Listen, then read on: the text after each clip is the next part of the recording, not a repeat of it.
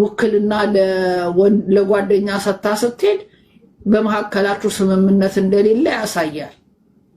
እኔ የሚያንገበግበኝ ነገር ስላለ ነው። እኔ በዚህ ደረጃ 3-4 ቀን ቁጭ ብዬ ታውቃላችሁ አላወራም። እንደዚህ አይነት በጌታ በኢየሱስ ክርስቶስ ደሙ በፈሰሰበት ቃል ገባለሁ። አንዳችንም አንድ ብር አልጠየቅንም፣ አንድ ብርም አንጠይቅም። ያሁኑ ትክክለኛው ኢንተርቪው ነው።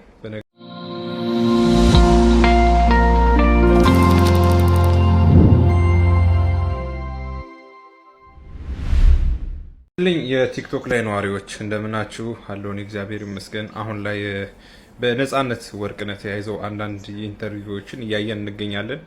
ያሁኑ ትክክለኛው ኢንተርቪው ነው። በነገራችሁ ላይ እኔ ከዛሬ 7 ዓመት ምናምን አካባቢ በፊት አሁን የተባለው ሬስቶራንት ወይም ምግብ ቤት ስጋ ቤት ውስጥ ተቀጥሬ ያገለግል ነበርና በዛ ሰዓት የእለት ተእለት ደንበኛችን ወይም ደንበኛ የነበረ እና በቅርበት አውቀዋለሁ ነፃነት ወርቅነህ እና የምትሉት ይሄ አንድ ጓደኛው ማለት ነው።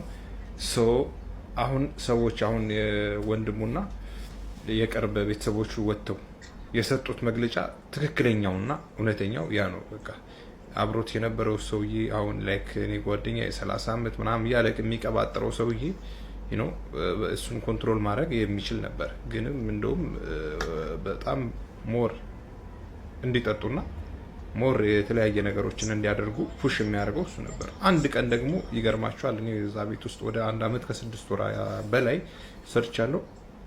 አንድ ቀን ኪሱ ሲበርደው እንጂ ኪሱ ሂሳብ ለመክፈል ምናምን ገብቶ አያውቅም። ይህ የምታዩት እና ያሁኑ ነው ትክክለኛ እንትኑ።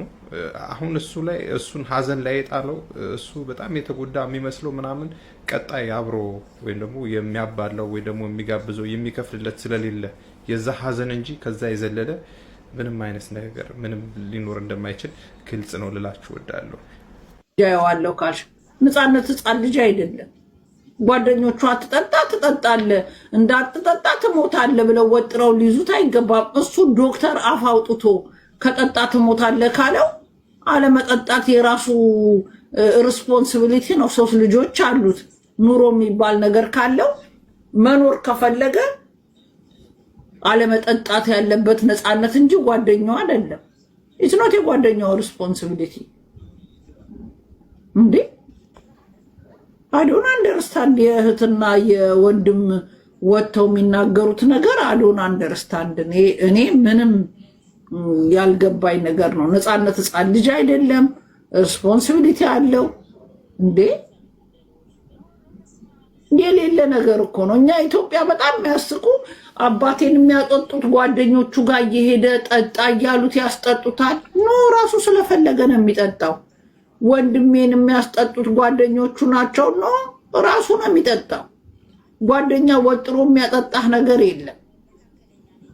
ስለዚህ I don't know why የነፃነት ወንድምና እህት ምን ፈልጋችሁ ልጁን እንዳያርፍ ሚዲያ ላይ በዛ ላይ ከሞተ በኋላ ከሚስቱ ጋር መናቆር ምንድነው የሚሰራው? ለነገሩ እንደማትስማሙ ውክልና ለጓደኛ ሰታ ስትሄድ በመሐከላችሁ ስምምነት እንደሌለ ያሳያል። ምን ነበራችሁ እናንተ? ሰይፉ ፋንታውን አይደል እንዴ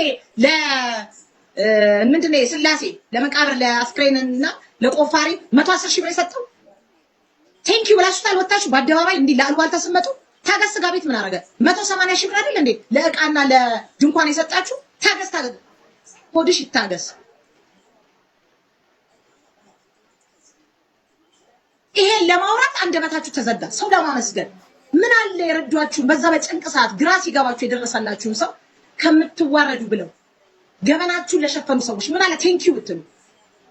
በዚህ ደረጃ ቸግሮናል። ወንድማችን ነበር የሚያግዘን እሱ ሞቷል። የኢትዮጵያ ሕዝብ እኛንም አስቡ ብትሉ እኮ የኢትዮጵያ ሕዝብ እንኳን እናንተ ፓኪስታንን ይረዳል። የፓኪስታን ስደተኞች የሚረዳ ሕዝብ እኮ ነው የኢትዮጵያ ሕዝብ። ምስጋና እንደው ማንን ገደለው? ስለዚህ ብቻ እንደዚህ እንትና አስናቀረ ያደረገውን ነገር ነው ያላወራም። እግዚአብሔርን ጋይሶች ታው ጥሩ አይደለም። ሰው አያቀንም አትበሉ። ብዙ ጉዳችሁን እናውቃለን። ብዙ ጉድ አለ። እስቲ አውጪ በማስረጃ አምጪ አውሪ። የመጨረሻ ባለጌ ነሽ። ካንቺ መጀመሪያ ለራስሽ ሁኚ። ቴዳልተው ቴዳኔ ማቀው ነገር ስላለ ነው ጋይሶች ዝም በሉ። እኔ የሚያንገበግበኝ ነገር ስላለ ነው። እኔ በዚህ ደረጃ 3-4 ቀን ቁጭ ብዬ ታውቃላችሁ አላወራም። እንደዚህ አይነት ወሬ አላወራም። የወሬ ከርጋኖች ይመስክሩ። እኔ እንደዚህ አይነት ነገር አላውቅም። አንድ ያወራለች አው ግን በቃ ውስጤ አረከው ተናግሬ አረከው። የሰው ስም ለማጥፋት አደባባይ ተሽ አስናቀ እንዲያርገው ጦሱም ሰጂ አስናቀ ስንት ገበና የተሸፈነው ነፃነት ህይወቱ ቢያልፍ ባስናቀ በኩል ነው። እናንተን ማን ያውቃቸዋል? ማን ያውቃቸዋል? እናውራ ከተባለ የሚያስተባብር ሰው ቤተሰብ የሆነ ሰው ጋር ወጥሮጥ ብሎ ጉዳይ የሚያስፈጽምላችሁ ሰው ከሌለ እናንተ ማጋር ትገቡ ነው። ማቢሯቸውን ሊከፍትላችሁ ነው። እውነቱን እናውራ ከተባለ አይደብራችሁ? ሰው ቢሆን ኖሮ እነዚህ ሰዎች ደብድቦ ነው ከዛ የሚያስወጣቸው የነበረው። እኛ ግን ጨዋን ያሳደገን ግን ከአቅም በላይ ብዙ እኛ አሁን ብዙ መናገር ማንፈልጋቸው እነሱን ሰው ጥንብር ኩሳቸውን የሚያደርግ ክፉ ነገሮች የሰሩ እዛ ስንቀመጥ ተቀምጠን በሀዘናችን ጊዜ ያየናቸው በጣም የሚያስጠሉ ቆሻሻ ነገሮች አሉ። ድመት እንኳን ሰው ሞቶበት ድመት እንኳን የድመቴ ብትሞትብኝ በጣም ነው ማዝነው። የሰው ልጅ ነው የሞተው፣ ደግ ልጅ። እኔ እንደው ቢቸግረኝ ማለት ነው ሌሎች ጓደኞች እንዴት ነው ነፂ መቼም የቤቱ ነገር አላውቅም፣ ይሄ ሰው መጥፎ ነው እንዴ ለነዚህ ሰዎች ምንድነው የሆነው ብዬ እነሱ እያለቀሱ ነው የመለሱልኝ። አረሱ ሰው እኮ አይናገርም ብለው ነው ያሉትና በጣም የሚያሳዝን ታሪክ ነው። እናንተ ግን እኛ ማንም የዓለም ሕዝብ ፊቱን ቢያዞርብኝ እኔ ወንድሜን እንደገደልኩት ነው የሚሰማኝ። ምክንያቱም እዛ ጋር ጥሩ ናት ብያለሁ፣ ግን ጥሩ ናት ያልኩት ለሷ ነው። ታውቃለች ጥሩ እንዳልሆነች። እኔ አመሰግናለሁ እንኳን ፊቴ ማየት ራስ አልቻለችም። እናውቃለን እንዴት አይነት ህይወት እያሳለፈ እንደነበረ ይሄ ልጅ መተኛቱ። እኔ ብዙ ቪዲዮዎች አሉኝ ነይ ተብዬ እዛ በየቦታው ተኝቶ ጸጉሩን ሲቆረጥ እንኳን ለዛ ደቂቃ እንኳን እንቅልፍ ተኝቶ ሰውየው እንዳይሞትብኝ ነይ ብሎ ብዙ ፎቶዎች አሉኝ። ስቲም ቤት ሆኖ ተኝቶባቸው ሄጄ እስኪነሳ ጠብቄ ይሄ ልጅ ያወጣሁት ብዙ መከራ ብዙ ሀዘን ነው ያሳለፍ ነው። ይሄ ልጅ ግን እግዚአብሔር ፈርዶለት እኔ ግን የወንድሞቼ ልጆች እንዲጠቀሙ ብዬ ይሄንን ብያለሁ። አዎ ብያለሁ። ሁለት ምላስ ማለት ምን ማለት ነው? እኔ መጥፎ ናት ክፉ ናት እንዴት እላለሁ ወጥቼ አልልም። ግን አሁን በጣም ድራማ ሲበዛ በጣም ያስጠላል፣ በጣም ያስከፋል። ይሄ ልጅ እኮ የሞተው አዝኖ ነው ከፍቶት ነው። እኛም አልተረዳውም። ምክንያቱም ከመጀመሪያ ጀምሮ እኛን ለማለያየት ፈልገው ነበር። ሲታመም ነው የቀረብነው፣ እኛም ሲታመም ነው ሲያዝን ነው የቀረብነው። ይሄ ልጅን ተጫውተውበታል። እኛ ጋር ከቀረበ በኋላ እኮ መኪና እንዲገዛ አድርገነዋል። ይሄ ልጅ ብዙ ነገሮችን ቀዳዳዎችን እየሸፈነ ህይወቱን ለማሸነፍ ፈልጎ ነበረ፣ ጓጉቶ ነበረ። ግን አሁን በሞቱ ላይ ሲሳለቁበት በጣም ነው የሚያሳዝነው። እንዴት ይሄንን ማስተዋል አቃታችሁ? ትልቅ ሚዲያዎች እንዴት ይሄንን ልጅ በሚዲያ ላይ የነበረ ፊቱን ከሰል እየመሰለ የኛን መከራ ሀዘንን ለቅሶን እንዴት ልትረዱ አላሰባችሁም? ይሄ ልጅ ሚዲያ ላይ እኮ ፊቱ እሳት ከሰል እየመሰለ የነበረውን ምን የሚያስደብቅ ነገር አለ? ይሄ ልጅ ሰላም እንደሌለው ያስታውቅ ነበረ። ከኛ ጋር የነበረውን ጊዜያቶች ጥሩ ነበሩ። ይሄ ልጅም እንዴት ነው ልትረዱት ያልፈለጋችሁት?